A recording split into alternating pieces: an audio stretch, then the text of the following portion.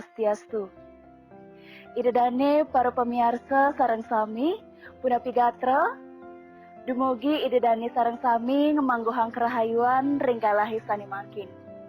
Yadiastun kawentenan COVID-19 sani ngelimbak kering sejebak jagat balini puniki, pengabten titiang manggane idedane sareng sami statekena lan rahayu. Susema atur titiang majang ring idedane para pemirsa sareng sami, sani sampun presida ngemiarsa yang titiang ring video ni puniki. Titiang Kadek Widya Purnami, Binaka Mahasiswa Program Studi Sastra Bali Universitas Udayana semester 6. Ring video ni sani mangkin, titiang pacang mata tegar majang ring ide dane sareng sami, ngenenin indek kawentenan sastra lisan ring Bali. Rahinane mangkin titiang pacang latarang ngenenin indek tegas sastra lisan sane ketah kebawas folklor, ciciren folklor miwah folklor lisan utawi tutur. Semeton pamiarsa makasami, pastika sampun uning ngenenin indek kekuop kesusastraan Baline. Kekuop kesusastraan Baline puniki kepah dados kalih. Inggih punika wenten manut ring masa kewentenannyane, taler manut ring tata cara nglimbakang sastrane puniki. Yening uratiang saking masa kewentenannyane, kesusastraan Baline kepah dados kalih. Inggih punika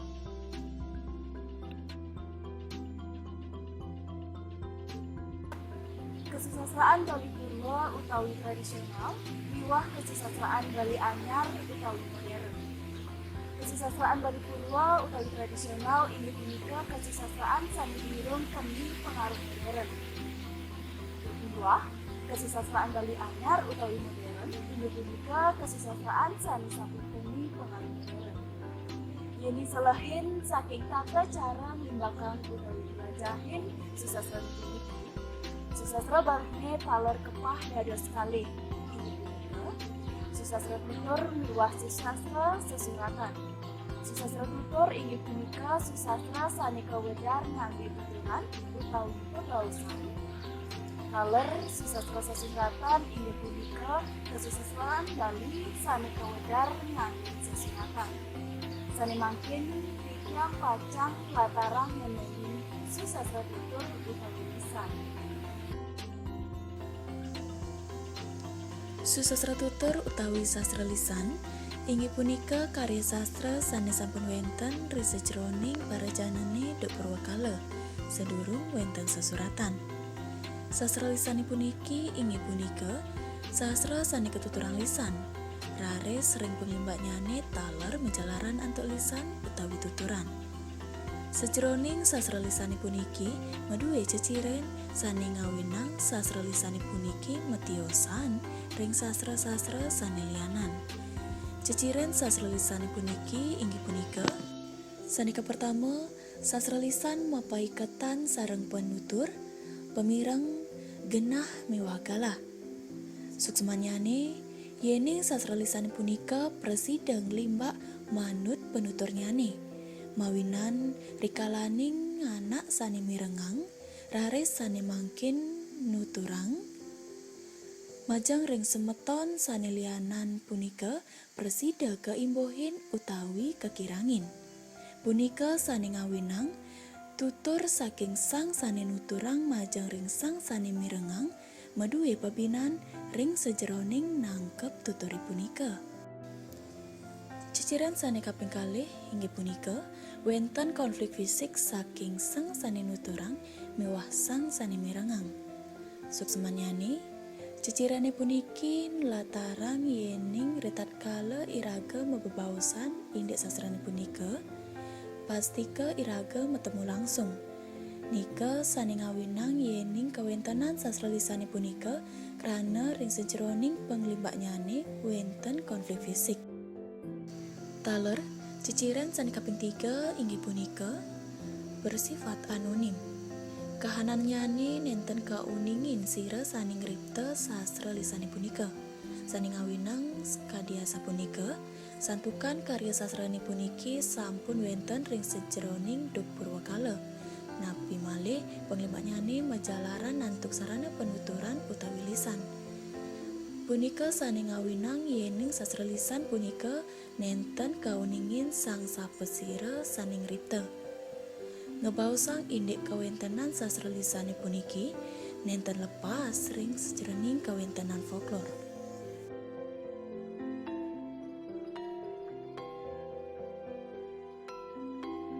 Manut kadi penampen Dananjaya warsa siu 900 siada sesiki, parinama folklor punika mawit saking kruna folk miwah kruna lor.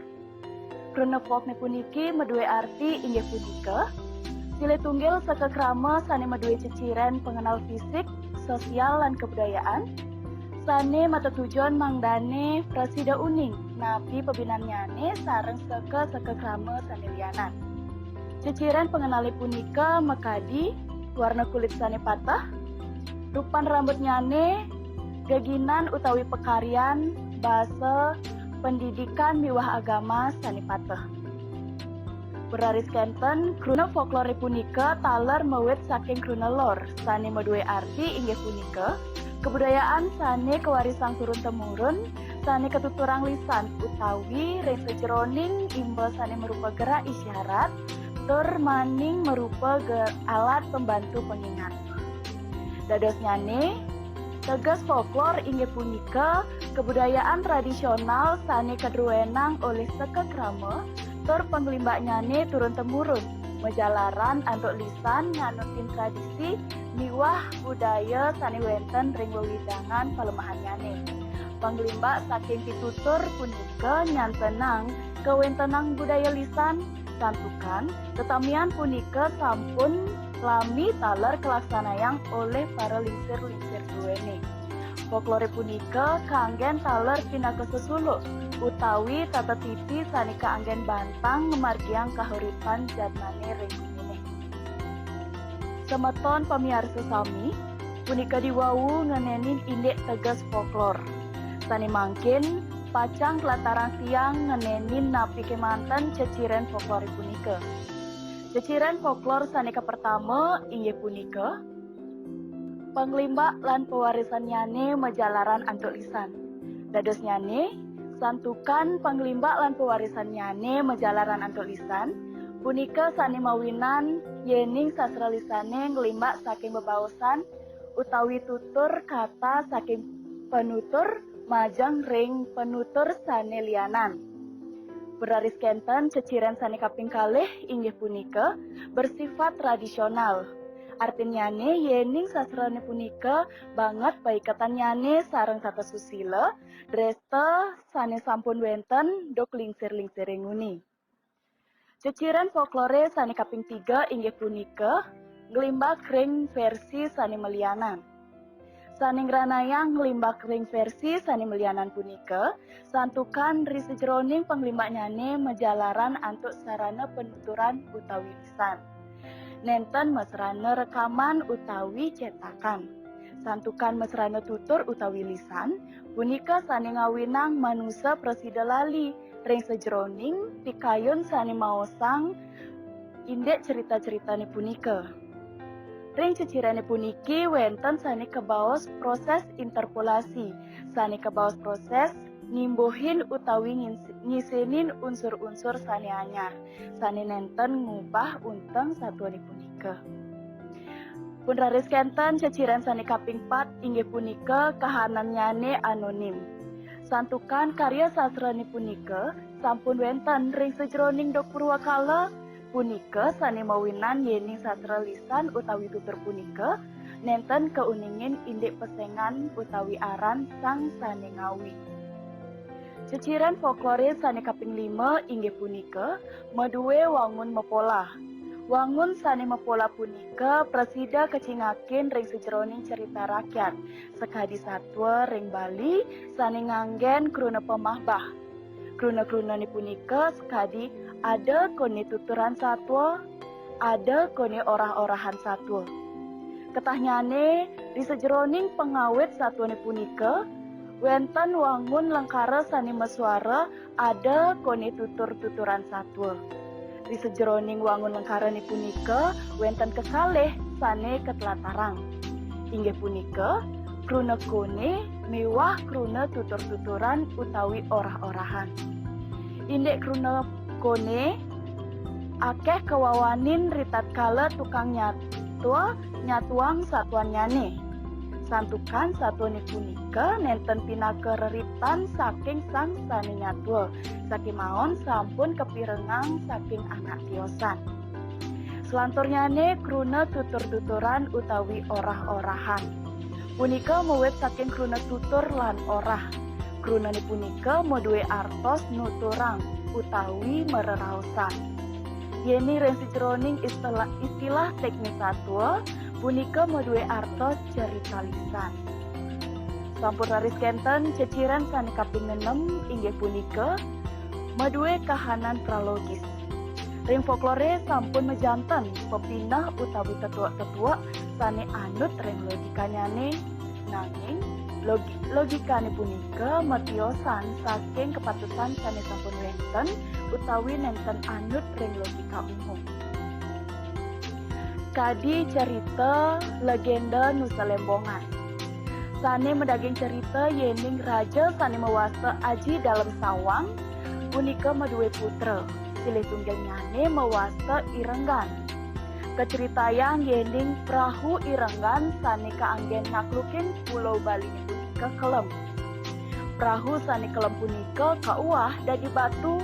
Taler batu ni punika sane mangkin keparinama Pulau Ceningan. Raris kenten layar perahu utawi bidak perahu ni punika taler dados batu. Tur sane mangkin keparinama Nusa Lembongan miwah jumut batu. Yening anut ring logikanyane cerita ni puniki pasti nenten kepinahang. Punika sane ngawinang yening folklor lisan punika bersifat pralogis. Santukan maduwe lintihan cerita sane nenten anut ring logika umum. Ceciran sane kaping 7 inggih punika keduwenang oleh para janane sami. Dadosnyane sastra lisan punika keduwenang oleh para janane sami. Boya je duwe sang siki kali. Puraris kenten ceciren kaping 4 inggih punika maduwe kawigunan ring sejroning kahuripan.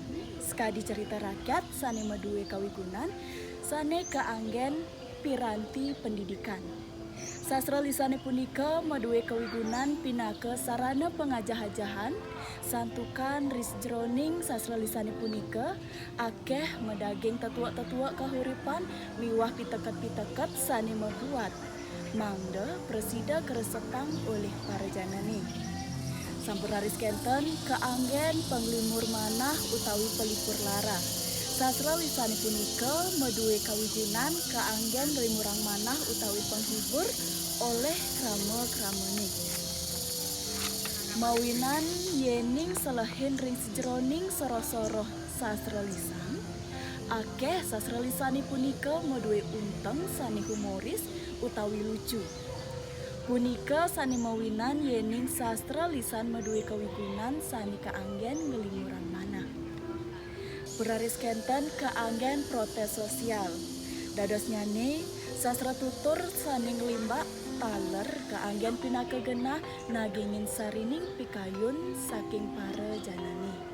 Mawinan wenten akeh pebinanyane ri sejroning kahuripan bukimuni, taler ri sejroning kahuripan sane mangkin.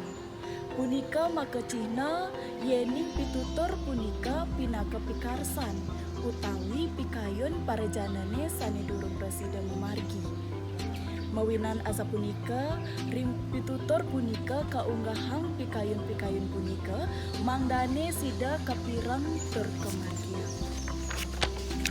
Sampuraris kenten kaanggen pinaka sindiran. Dadosnyane bebaosan sane katur majeng ring krama-kramane sane menjalaran antuk lisan utawi tuturan maduwe kawigunan sane anggen nyindir anak. Sekadi sane wenten ring gegendingan utawi lagu rakyat miwah paribasa. Inggih semaktan pemiarsa sami Punika diwawu ceciren ngenenin indek folklor, lan turang titiang mangkin ngenenin papahan folklor. Semeton pamirsa sami, papahan folklor punika kepah dados 3. Inggih punika, sanika pertama wenten folklor lisan. Sanika ping kalih wenten sebagian lisan. Taler sanika ping 3 wenten folklor nenten lisan.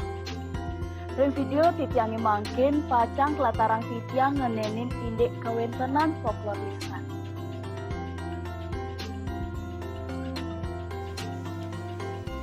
Folklor lisan inggih punika folklor yening selahin ring wangun tertata cara ngodarang punika menjalaran untuk lisan. Saning ranjing ring folklor lisan punika skadi bahasa rakyat. Bahasa rakyat inggih punika bahasa sane kaanggen piranti mebebaosan ring serahina-rahina utawi bahasa sane kaanggen sarana mepegubugan ring sejroning kauripan parejanani. Upami wenten dialek miwah julukan. Mausang indik dialek yening ring Bali ring sejroning wewidangan kabupaten ring suang-suang krama desa kecingak variasi dialek bahasa punika malianan pisan. Dialek punika logat suara bahasanyane sane presida kepolehang lan kebaosang patah penganggenyane wantah ring asiki genah. Nanging yening ring genah utawi desa lianan variasi dialek lan bahasa punika pasti kemelianan. Ritat kalaning membebaosan dialek bahasa ring makudang-kudang kabupaten miwah desa pasti kemelianan. Binaka imbenyane skadi puniki dialek ring Kabupaten Buleleng, negara Taler ring Selat Segara skadi Nusa Penida miwah Lembongan. Cing emang cuma ini nani itu banyak omong nani mana pun otot nani ya. Iya ketimbang itu ngaiban, si makata malu awak nak. Dong gaya saja Iban. Muda kala arang dia. Lakon muda kala. Kalau ternawang apa sakit kala arang dia. Jadi ya Oli ya. Siapa ya? Betul lah. Cenyen, Mau dah saya bidau. cenyen. Saya bidau. Punika diwawu ngenenin dialek-dialek sane medue ceciren pinaka silih tunggil Cina risi jeroning kawentenan bahasa Baline. Skadi sane sampun kepiar sayang diwawu variasi dialek lan bahasa punika pasti ke metiosan.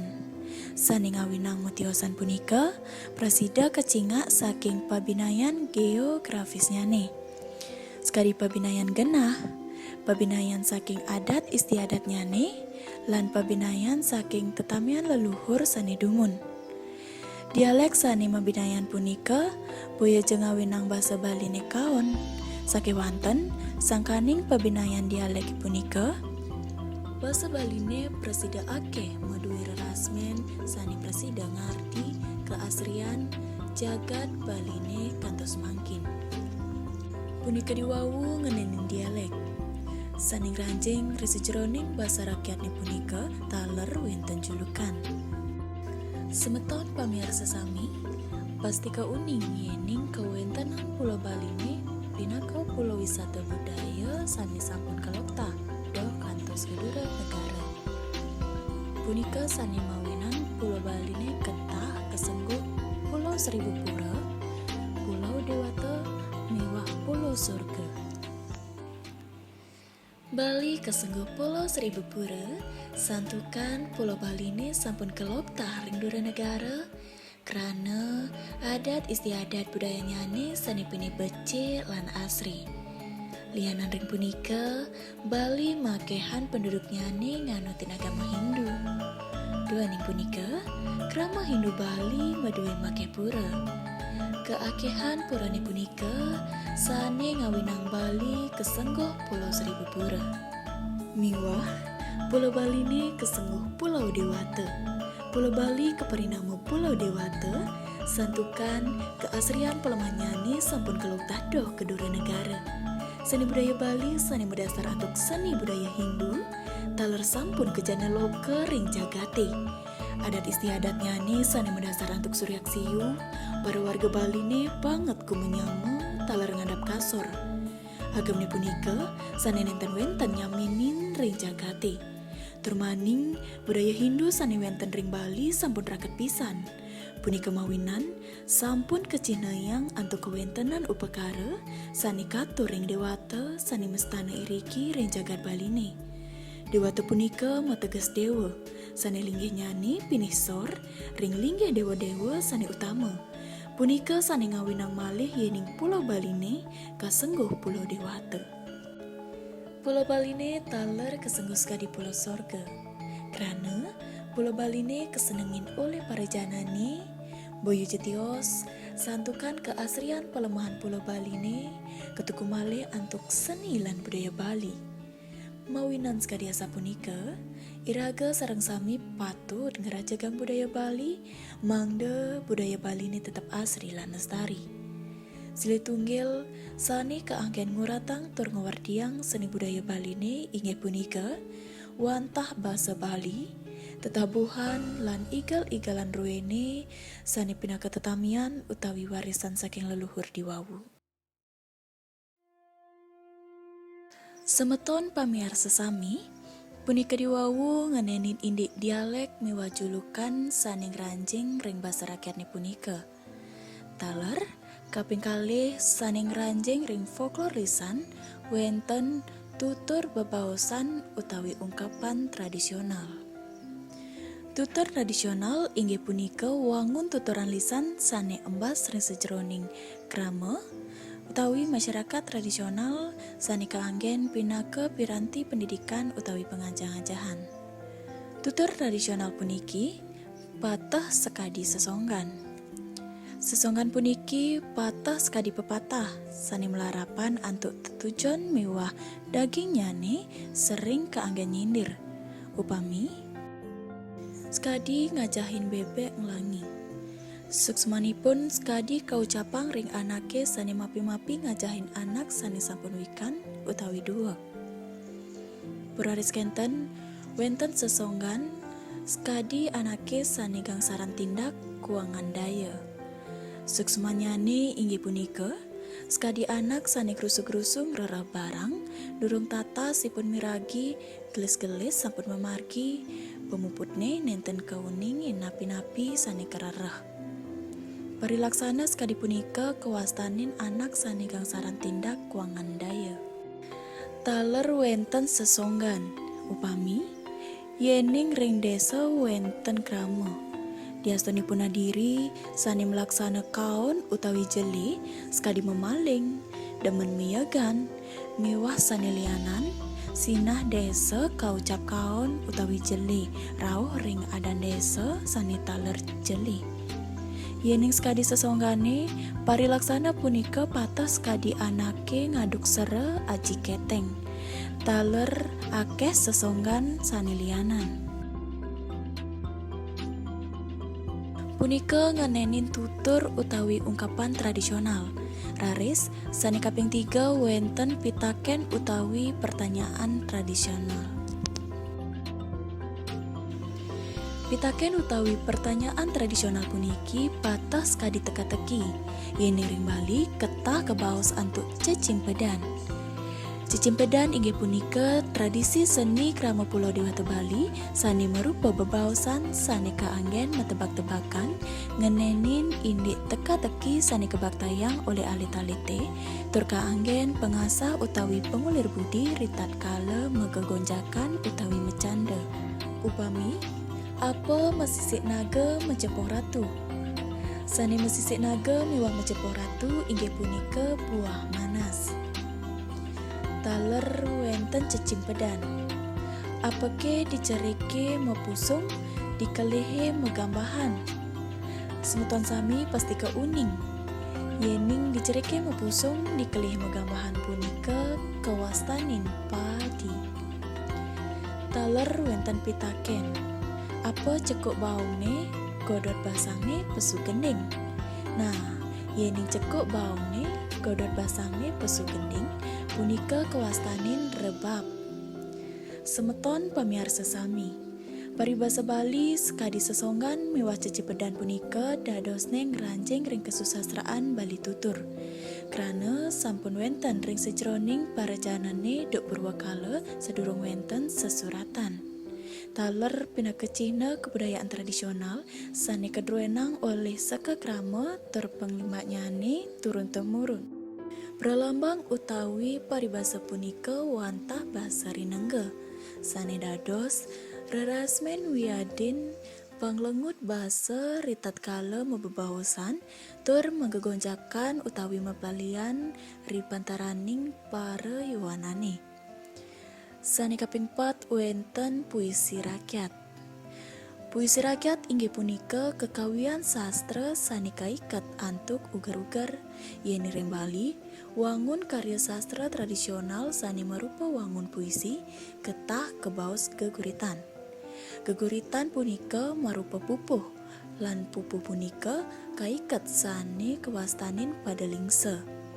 Pada lingse inggih punika kecapuande miwah wangun suara ring panguntat sejroning acarik lan akeh carik sejroning apade. Geguritan punika rumasuk ri sejroning sastra kuno sane meduwe ceciren sastra klasik tur kahanannyane anonim. Inggih punika nenten kauningin sang sapesira sane ngawi. Iraga wuning yening sastra lisan punika karya sastra sane wangunyane tutur utawi lisan. Nanging sastrane punika taler nenten lepas malih ri sejroning sesuratan. Santukan skadiasa punika geguritan puniki wangun kesusastraan Bali Purwa sane marupa puisi utawi sastra tembang. Nanging yening selahin ri sejroning daging nyane geguritan punika ngranjing ring kesusastraan Bali Purwa sane merupa prosa. Dadosane geguritan punika presida kebaos puisi naratif utawi bercerita. Upami geguritan runtuh watu gunung, para lingsir-lingsire dumun pastika nuturang menjalaran atuk lisan indik runtuhnyane sang watu gunung. Nika nyenayang yeni geguritan punika marupa sastra sane mawet saking tutur bebaosan. Wusan sampun kauningin cerita utawi satuni punika wawu kesurat malih ring lontar, ring buku, miwah sane liyana. Wangun sastra sane merupa tutur utawi lisan sane wenten ring geguritan punika latarang indik pitekat-pitekat ri sejroning sastra utawi basa sane ketuturang kelakonang, kaceritayang, tur ketembangan nganggen bibir pinaka media utamanyane. Mawinan skadiasa punika, dados nyane ri sejroning penglimbakane punika, geguritan taler kebaos sastra tutur, sane merupa puisi rakyat.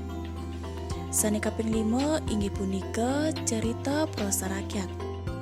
Cerita prosa rakyat puniki taler ngranjing ri sejroning folklor lisan. Cerita prosa rakyat inggih punika wangun karya sastra sane ketami menjalaran antuk tuturan sane mewangun cerita tur nenten kaiket antuk ugar-ugar.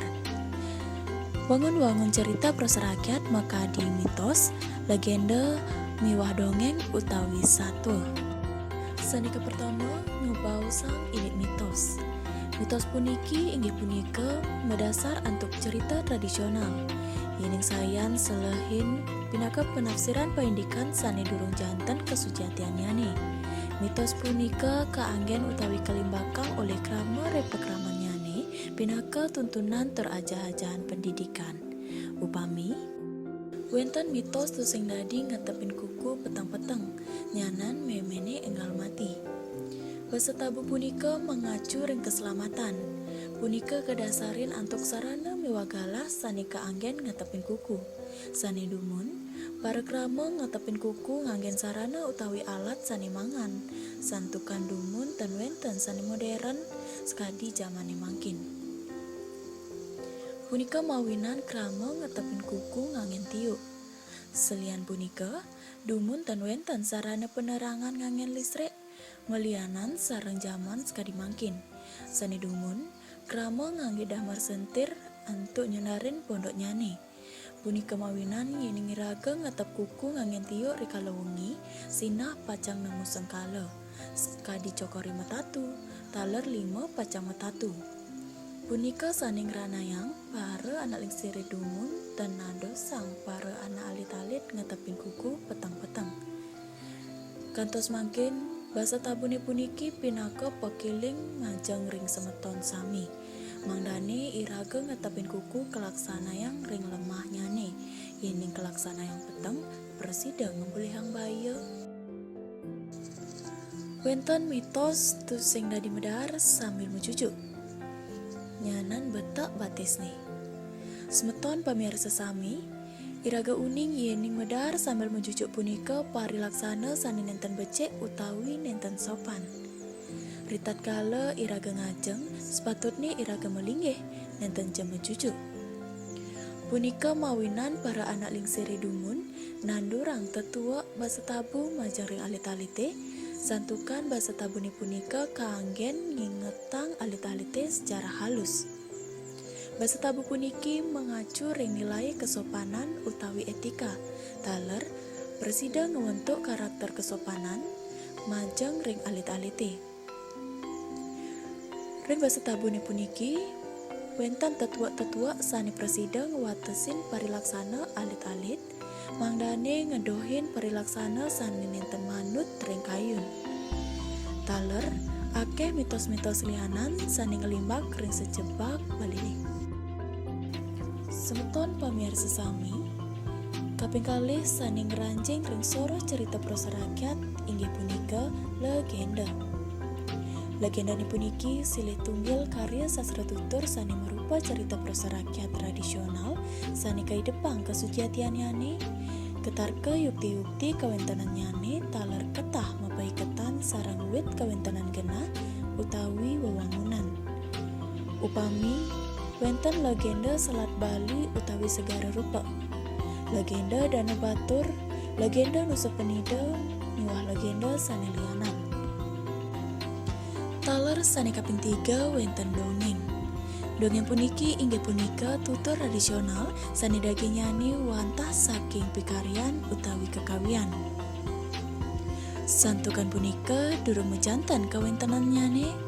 Yeni ring Bali dongeng ketah kebawa satwa. Yeni nganutang ring pah-pahan kesusastraan Bali, satwa puniki ngranjing pinake kesusastraan sani ketuturang utawi ketah kebawa sastra lisan. Sani marupa wangun ganjaran utawi prosa. Satwa taler kebaos folklor inggih punika kesusastraan sani marupa ganjaran sani nyeritayang indik sepola palih kahuripan imanusa miwah beburon sani mawit saking kebudayaan ring dija satwani punika keceritayang. Satwa punika pinaka cerita rakyat Bali sani kewarisan turun-temurun tur kewedar anggen bebaosan utawi lisan. Punika sani ngawinang wenten variasi ring soang-soang satwa. Satwa pinaka wangun sastra Bali Purwa, punika maduwe kewigunan sani pini becik. Santukan ring daging satwani punika banget baikatanyane ri sejroning kahuripan parjanane. Ring kahuripane punika dongeng utawi satwa puniki ketah dados pemargi rikala para rerama jagi nyerepang pianaknyane. Mesatwa taler pinaka jalaran para rerama ngicen pianak-pianak ipune ajah-ajahan sane keselingin ring tengahing satwani punika. Dadosnyane satwa utawi dongeng punika maduwe pabuat angin lila cita. Taler pinaka tetamian sanin latarang indi ajah-ajahan sani pini becik saking parjanane. Upami wenten satwa isiap selem, satwa itiwas teken isuge, miwah satwa-satwa sani lianan sani pastika mendaging keluihan mustika pengajah-ajahan pewatekan sani patut keanggen sesuluh lan kelaksanayang. Sani kaping 6 wenten gending rakyat sani ngranjing ring sejroning folklor lisane punika. Gending rakyat puniki silih tunggil folklor lisan sani kewangun saking kruna-kruna utawi sani marupa tembang tur sampun gelimbak ring para janane. Gending rakyatnya puniki taler maduwe piteket utawi tetuak nyane. Gegendengan sani mendaging inde ajah-ajahan sani ketujuan majang ring para janane sumangdane presida kedadosang sesuluh ring kahuripan. Wangun punika ring Bali ketah kebaos sekarare. Daging nyane akeh medaging piteket atau susila sani luhung. Wenten malih gending janger miwah gending sanyang. Gending rakyat ring Bali ketah kebaos gending rare utawi sekarare. Gendingi puniki kaanggen nyihnayang rasa seneng alit-alite ritatkala mepelalian. Sani ngeranjeng ring gending rare punika wenten sani peka pertama gending meong-meong.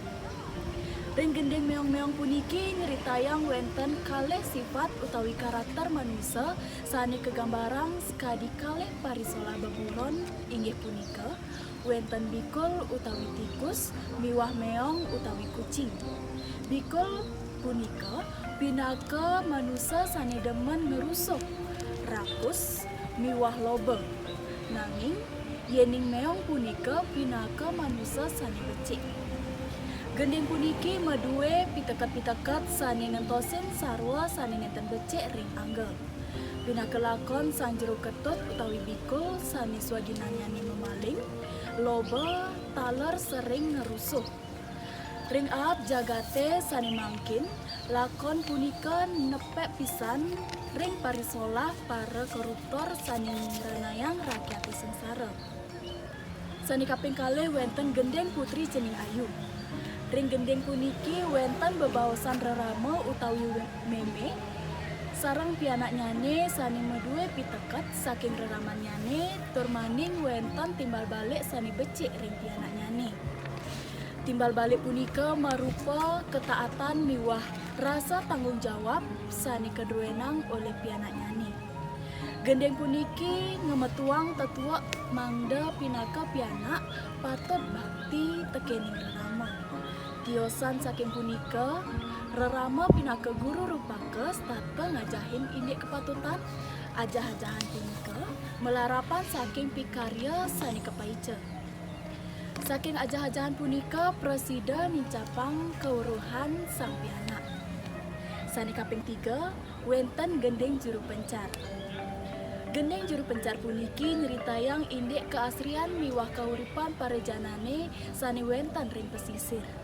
Gending puniki pinaka ajah-ajahan, mangdane alit-alite jemet, tur tetap bekerja keras kadisani keceritayang ring gending puniki.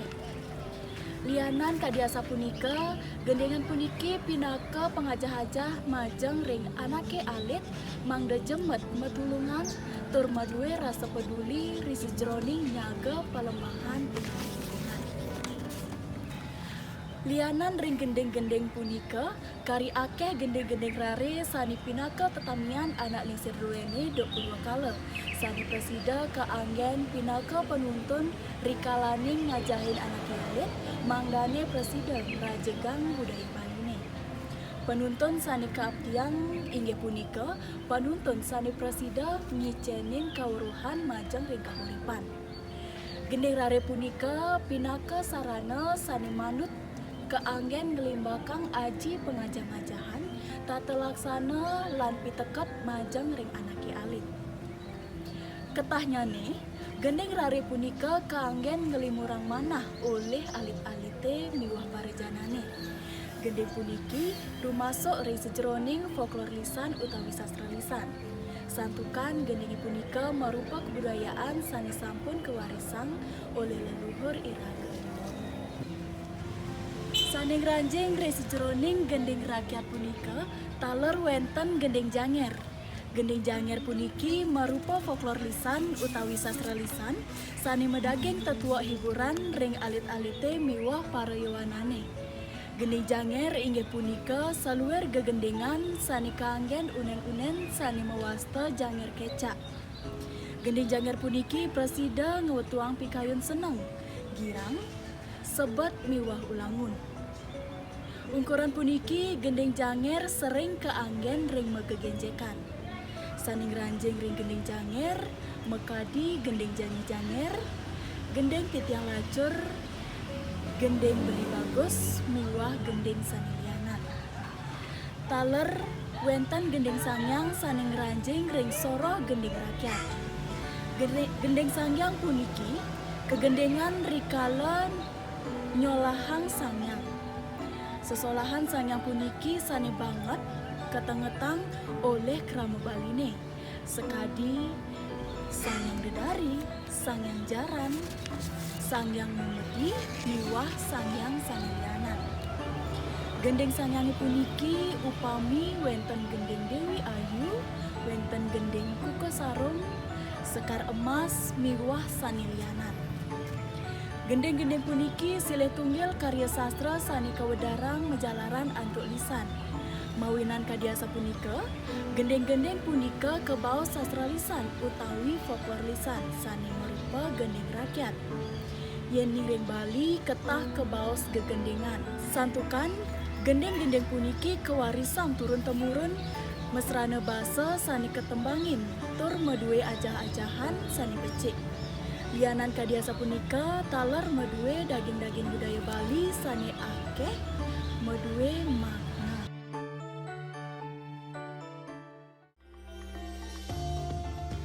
Inggih punika diwawu ngenenin indek tegas sastra lisan utawi tutur, tegas folklor, jeciren folklor taler folklor lisan miwah imbenyane.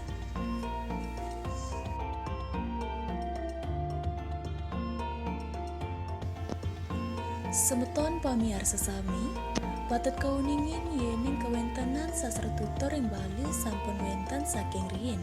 Sedereng kekeniang aksara.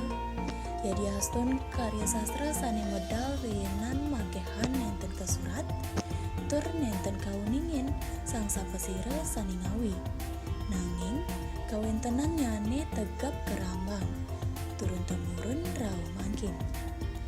Titiang pinake mahasiswa sani melajahin kawentenan sastra-sastra sani wenten ring Bali, mapinunas mangdane para semeton pamiar sesami, tata eling, taler sayan muratiang lan maut saheng lestariang tetamian pangesiring ini. Nganenin indek kewentenan susastra-susastra sani wenten ring Bali. Yening punika kepikayunin, majanten pacang presida kerasayang mungguing nilai-nilai budaya nyani. Yening susastra Baline sida kerajagang, taler kepikukuhin, majanten pacang presida kerajagang budaya Baline. Idedane para pemiar sesami, punika sani presida atur titiang ring video ni puniki. Yening wenten atur titiang sani nenten manut ring sejeroning kayun, titiang nunas kengrene sinampura. Om Santi Santi Santi Om.